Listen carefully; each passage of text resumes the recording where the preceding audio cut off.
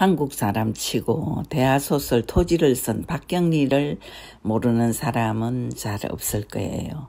박경리는 자기가 태어나고 자란 통영을 무대로 많은 작품을 남긴 분이기도 한데요.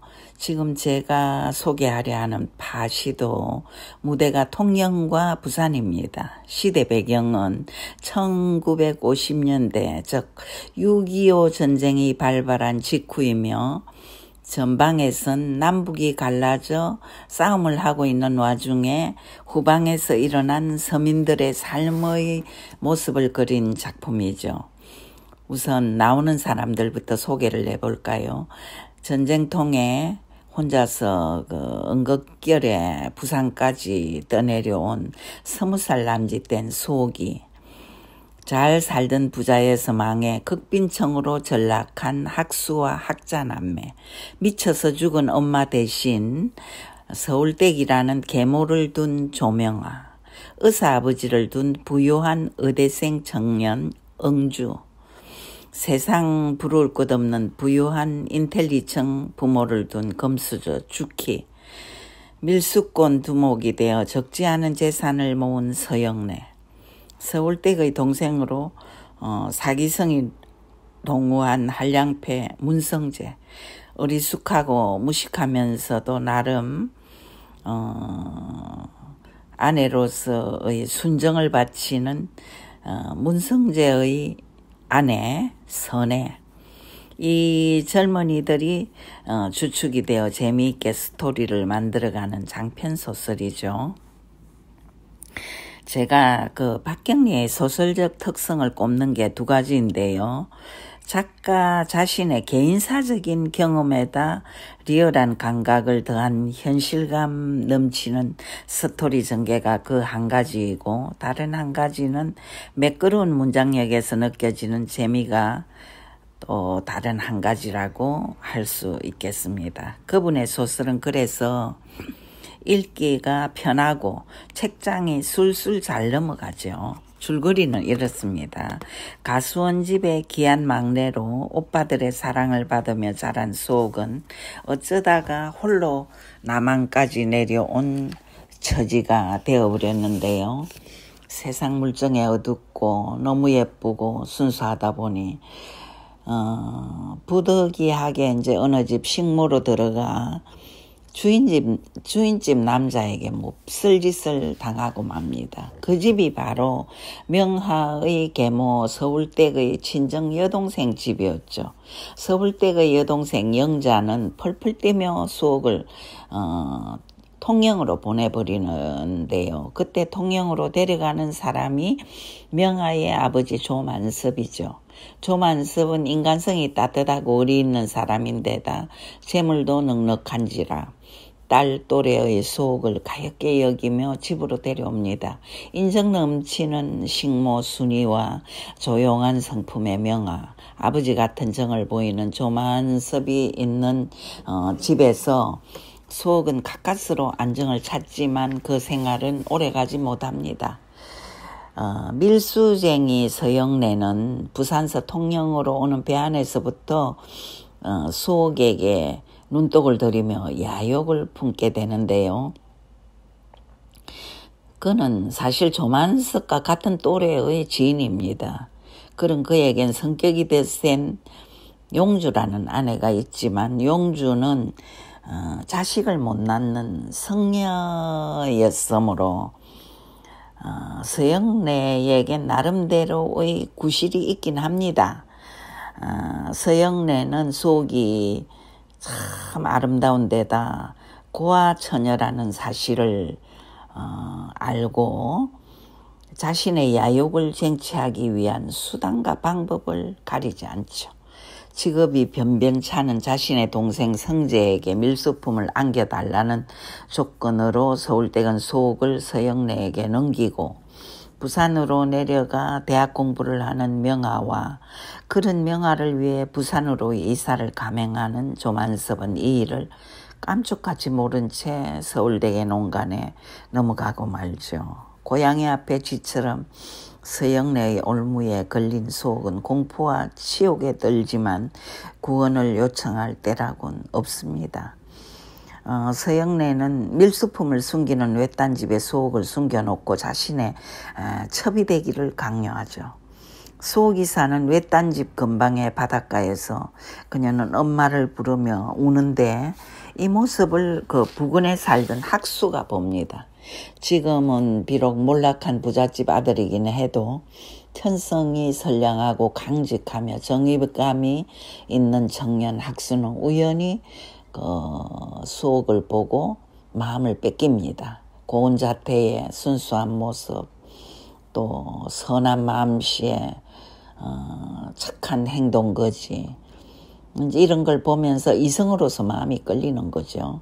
더구나 지금의 처지를 한탄하며 우는 모습을 보고 연민과 분노마저 느끼게 된 그는 수옥을 도와줄 생각을 하게 됩니다. 수옥을 유린하고 있는 상대가 악랄한 인간성으로 자신의 부모에게 상처를 입힌 서영래라는 사실에 그는 견딜 수 없는 분노까지 느끼죠. 도움의 손길을 내미는 학수에게서 이북에 남겨진 막내 오빠의 모습을 발견한 수옥은 마음의 벽을 허물며 그가 내민 손을 잡습니다. 수옥과 학수는 그렇게 간절한 사랑을 이어가던 중 마침내 갯섬이라는 섬으로 탈출을 합니다. 빈촌에다 열악한 환경, 의사도 가게도 없는 운시의 섬이지만 막노동을 해가며 학수는 수옥의 남편으로서의 의무를 다하고 천성이 어질고 바지런한 수옥은 학수에게 자기의 모든 인생을 바치며 아내로서의 역할을 다하며 그들의 애처로운 사랑은 이어집니다. 한편 부산으로 이사한 명아는 먼저 이사해 다시 자리를 잡아가는 병원집 아들 박응주와 여전한 만남을 갖지만 그들의 오래된 연애는 고통 속에서 이어집니다. 자신의 어머니가 강인으로 살다가 죽었다는 사실, 통영바닥이 다 아는 미친 여자의 딸이라는 사실에 명아는 엄청난 스트레스를 받고 유전자의 위험성을 아는 까닭에 응주와의 결혼을 거부하는 거죠. 응주는 냉철한 이성의 소유자이고 남자다운 성품을 가진 기족적인 청년이었지만 결혼 절대 불가를 외치는 아버지를 거역하기도 사실 어려웠지만 때마침 집안끼리 알게 된 주키라는 처녀의 매력에서 자유로워지진 못했죠. 구김살 없이 발랄하고 싱그러운 향내를 풍기는 주키는 부와 명예, 사회적 지위 중 어느 것 하나도 부족한 게 없는 부모를 가진 데다 귀여운 외모, 밝은 성격, 좋은 배경, 가히 금수저 딸로서 손색이 없는 여자였으니까요. 그렇다고 해서 응주가 명아로부터 마음이 멀어지지도 않고 그는 다소 애매한 자세로 아름답고 예민한 명아와의 연애를 위태롭게 이어갑니다. 한편 학수의 동생 학자는 어느 날 갑자기 가난의 나락으로 떨어진 자신의 신세를 한탄하다가 부산으로 내려와 빠끌이 됩니다. 거기서 문성재를 만나 그의 정부가 되어 사치스러운 생활을 이어가죠. 문성재는 그 서울댁의 절대적인 보호를 받으며 밀수꾼이 되어 살지만 정성이 방탕스럽고 사기성이 농후한 자라 돈이 생기면 탕진하고 돈이 없으면 누나에게 손을 벌리는 비루한 생활을 하죠. 우선은 학자에게 미쳐서 돈을 쏟아붓지만 사실 그에겐 오다가다 만나 혼례까지 치른 아내 선혜가 있습니다. 필요에 의해 결혼까지 한 아내지만 문성재는 아내를 자신의 그 욕망의 배설구로 생각하면서 온갖 거짓말로 사기치면서 이 집 저 집 이 여관 저 여관 끌고 다니는 그런 남자입니다. 밀수품을 옮기는 일을 맡기기도 하면서 평생 데리고 살 마음이 전혀 없는 문성재에게 나름대로의 순정을 바치며 철석같이 남자를 믿는 무식한 선혜.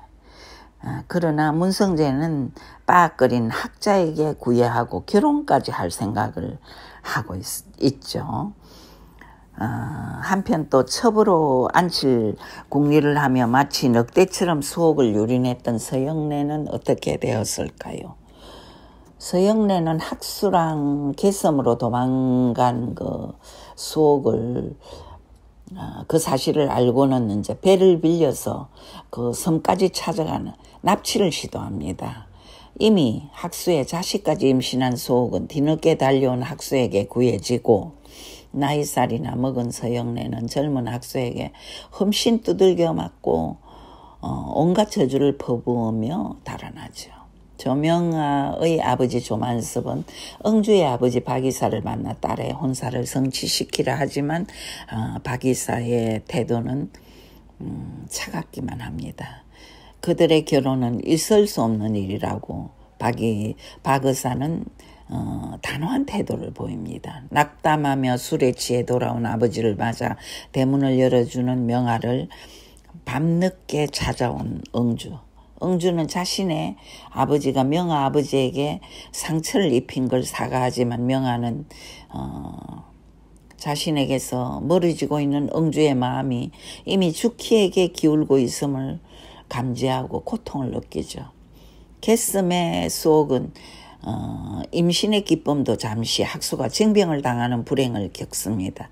후방에선 찢고 뽑고 사느라고 법석이지만 전선에선 젊은 병사들이 끝없이 죽어가고 있는 전쟁통이니 젊은 청년이 끌려가는 건 당연한 거지요. 학수는 다시 천의 고아의 처지가 되는 수옥을 생각하며 절망하죠. 배에 실려가면서 수옥에게 자신의 어머니한테 기별해 줄 것을 당부하죠. 그리고는 이제 전선으로 실려가기 직전 창문을 사이에 두고 어머니와 어떻게 대면을 하게 되는데요. 그는 수옥의 신변을 어머니에게 부탁하며 만약에 수옥이 집에 없을 시에는 두 번 다시 통영에 발을 딛지 않을 거라고 단호하게 선언합니다. 남편으로서 또 앞으로 태어날 자식의 아비로서 의무와 책임을 다하겠다는 남자로서의 맹세인 거죠. 수옥과 학수는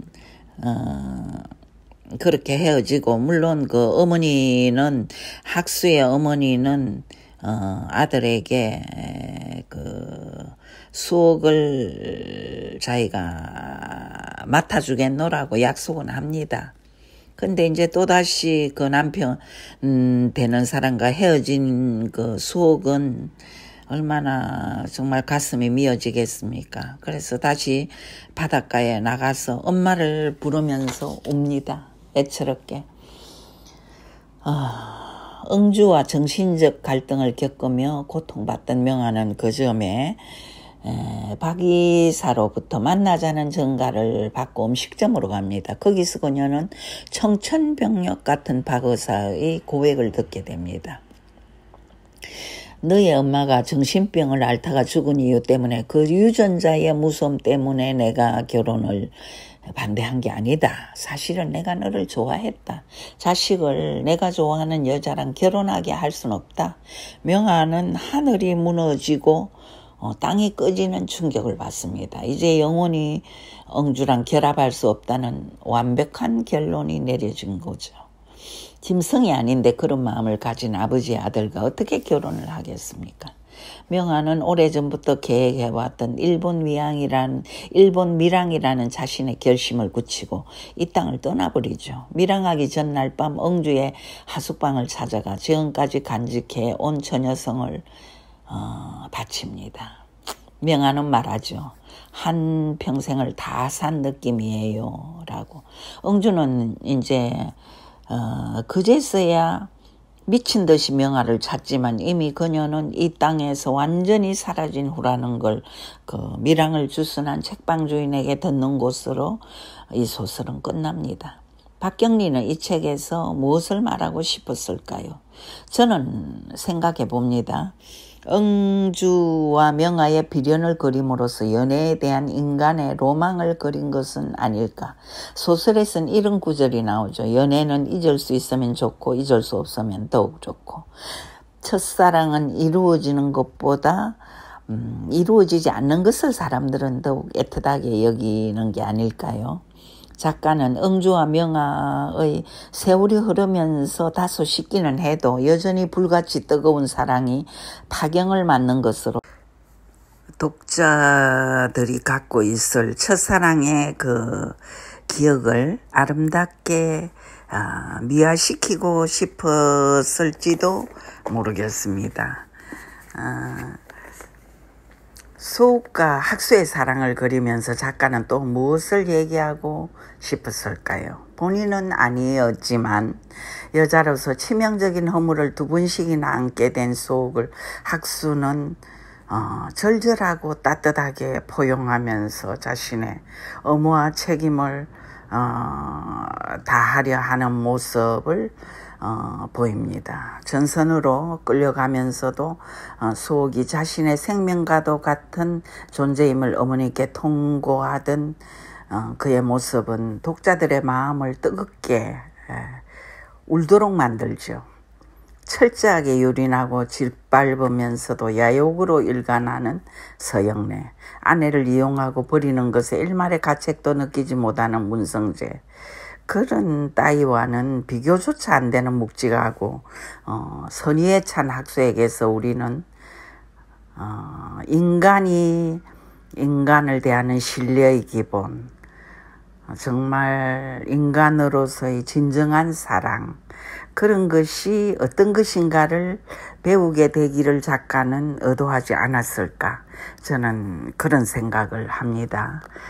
파시는 생선이 나는 항구에서 잠시 서는 시장을 말한다고 하지요. 마치 파시와도 같은 나그네 인생을 그리면서 작가는 인간사에 대한 어쩌면 신기루 같은 것이긴 하지만 영혼과 직결되는 것이 사랑이라는 사실을 깨우쳐 준 건 아니었을까요? 끝까지 들어주셔서 감사합니다. 감사드립니다.